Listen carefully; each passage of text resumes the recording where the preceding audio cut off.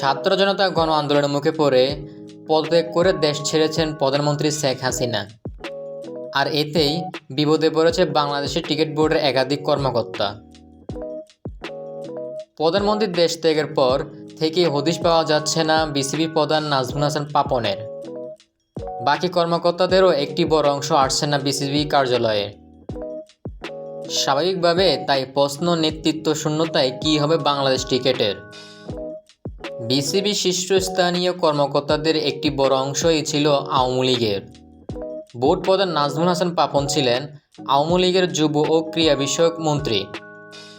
এর বাইরে পরিচালকদের মধ্যে শফিউর রহমান নাদেল ছিলেন আওয়ামী লীগের একজন সংসদ সদস্য। নাইমুর রহমান দুজন ছিলেন সাবেক সংসদ সদস্য। আ.জ.ম নাসির উদ্দিন চট্টগ্রাম সিটি কর্পোরেশনের সাবেক মেয়র।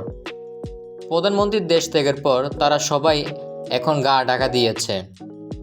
জনমনে প্রশ্ন, কোথায় আছেন পাপন? এই প্রশ্নের অবশ্য পরিষ্কার কোনো উত্তর নেই। বিসিবির কেউ কেউ বলছেন পাপন দেশ ছেড়েছেন, আবার কারো কারো দাবি তিনি দেশেই আছেন। তবে নিরাপত্তার জন্য আপাতত গা ঢাকা দিয়েছেন পাপন। বিসিবিতে আবারও তিনি আসবেন কিনা সেই প্রশ্নের উত্তরও নেই তাদের কাছে। তাদের মতে বিসিবি প্রধান ধরে নিয়েছেন তার শেষ সময়।